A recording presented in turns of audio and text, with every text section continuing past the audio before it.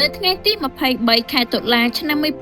1991កម្ពុជានិងសហគមន៍អន្តរជាតិបានធ្វើការសន្យាយ៉ាងឱឡារិកមួយជាការសន្យាអំពីសន្តិភាពអំពីប្រជាធិបតេយ្យនិងអំពីសិទ្ធិមនុស្សការសន្យាទាំងនេះមានចែងជាលិលាអក្សរក្នុងកិច្ចព្រមព្រៀងសន្តិភាពទីក្រុងប៉ារីស34ឆ្នាំក្រោយមកយើងនៅតែចងចាំពេលវេលាប្រកបដោយក្តីសង្ឃឹមនោះកិច្ចព្រមព្រៀងសន្តិភាពបានធានាការបោះឆ្នោតដោយសេរីនិងយុត្តិធម៌ការគោរពសិទ្ធិមនុស្សនិងការបញ្ចប់របបផ្ដាច់ការនិងសង្គ្រាមអ្វីៗទាំងនោះមិនមែនមានតែនៅលើក្រដាសប៉ុណ្ណោះទេប៉ុន្តែគឺជាចក្ខុវិស័យមួយសម្រាប់ប្រទេសកម្ពុជាដែលមានសេរីភាពប៉ុន្តែមកទល់ថ្ងៃនេះការសន្យាទាំងនោះនៅតែមិនទាន់សម្រេចបាននៅឡើយលទ្ធិប្រជាធិបតេយ្យត្រូវបានកំទេចយ៉ាងខ្ទេចខ្ទីបដិមតិត្រូវបានបំបិទសកម្មជនកម្មករនិងពលរដ្ឋសាមញ្ញប្រឈមមុខនឹងការគាបសង្កត់ទាំងនៅក្នុងប្រទេសនិងទាំងក្នុងពេលនិរទេសខ្លួននៅក្រៅប្រទេស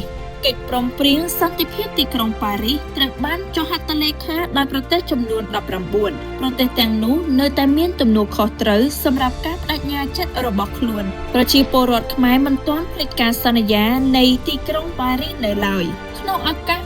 លើកទី34នេះយើងសូមអំពាវនាវដល់ពិភពលោកឲ្យផ្ដល់កិត្តិយសដល់កិច្ចព្រមព្រៀងសន្តិភាពទីក្រុងប៉ារីសយើងសូមអំពាវនាវឲ្យមានលទ្ធិប្រជាធិបតេយ្យយុត្តិធម៌និងសិទ្ធិសម្រាប់ប្រជាពលរដ្ឋខ្មែរទាំងអស់សន្តិភាពត្រូវបានសន្យានៅទីក្រុងប៉ារីស